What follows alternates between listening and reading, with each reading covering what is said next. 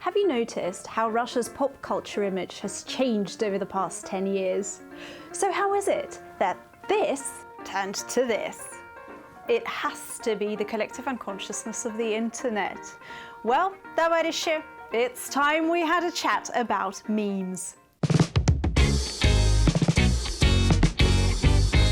If you're under 30, you've probably seen this legendary video. Let's find out what's going on here.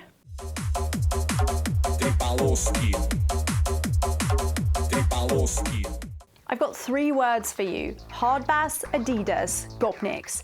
These are the words that have been shaping Russia's online image recently.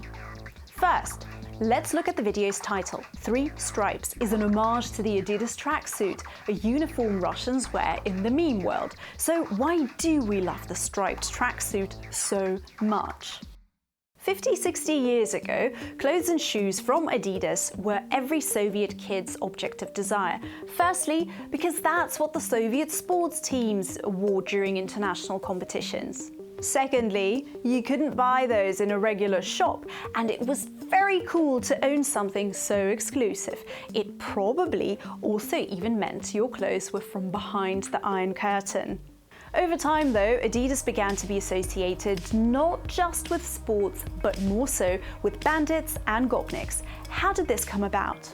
Following the collapse of the USSR in the 90s, the country fell into extreme poverty and lawlessness, with young people of athletic build forming street gangs to make a living.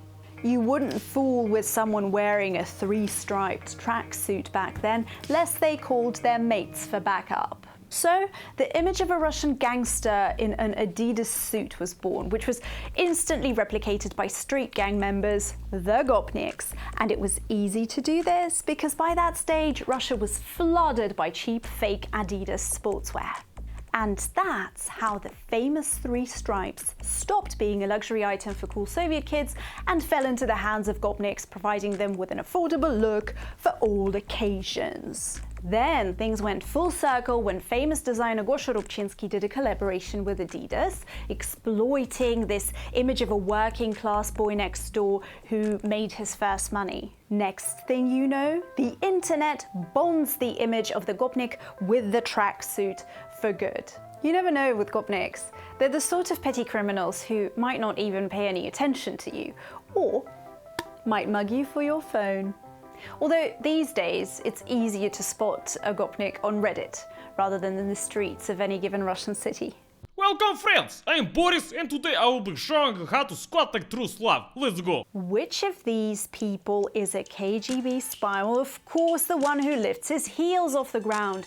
If you lift your heels, you lose respect. It's not easy to squat like that, but Russians you see in memes can spend hours in the pose. And the reason is rather sad. This skill comes to inmates who spent time in cells without a sufficient amount of seating space. And there, sitting directly on the floor meant losing all dignity, hence the squatting habit. The internet now calls it the Slavic squat and thinks it's cool. A reason good enough to grace the cover of a magazine, oozing power and style. Another typical distinction for Russia's meme hero is the ability to dance hard bass.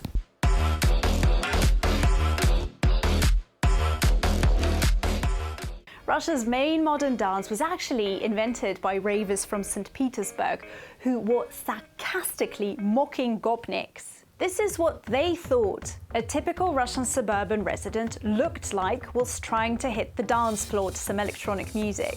A decade later, hardbass has become very popular with the English-speaking audience, for good reasons too, expressive choreography indeed. Gradually, the image of the Russian Gopnik morphed into the image of any given Slav from Eastern Europe who wears Adidas and dances hardbass. Cheeki Breeki в дамке!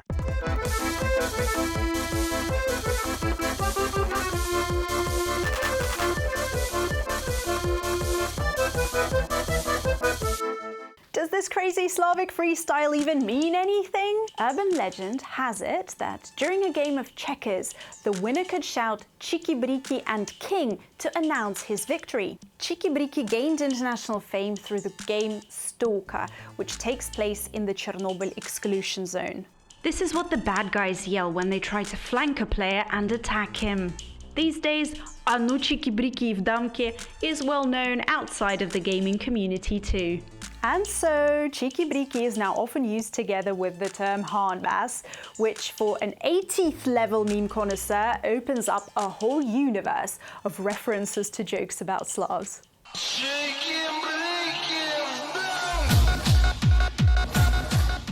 Okay, gopniks and gamers have brought enough to the collection of memes about Russia. Next in line, we've got TikTok.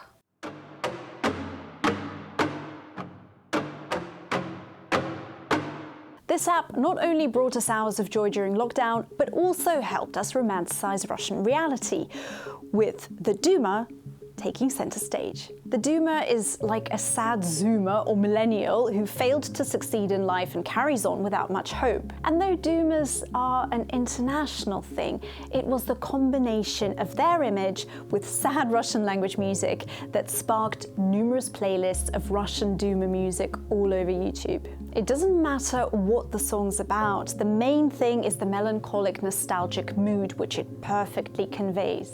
Sure, most of us who live in big cities don't own verandas and patios, so we're stuck with romanticizing whatever we see on a daily basis. That's why this Duma vibe is so close to every Russian's heart. Behind the external coldness of Soviet high-rises lies the warmth and comfort of a home. Just like behind the facade of a seemingly gloomy Russian person, you might find a light burns, making them just that bit more than a grotesque meme.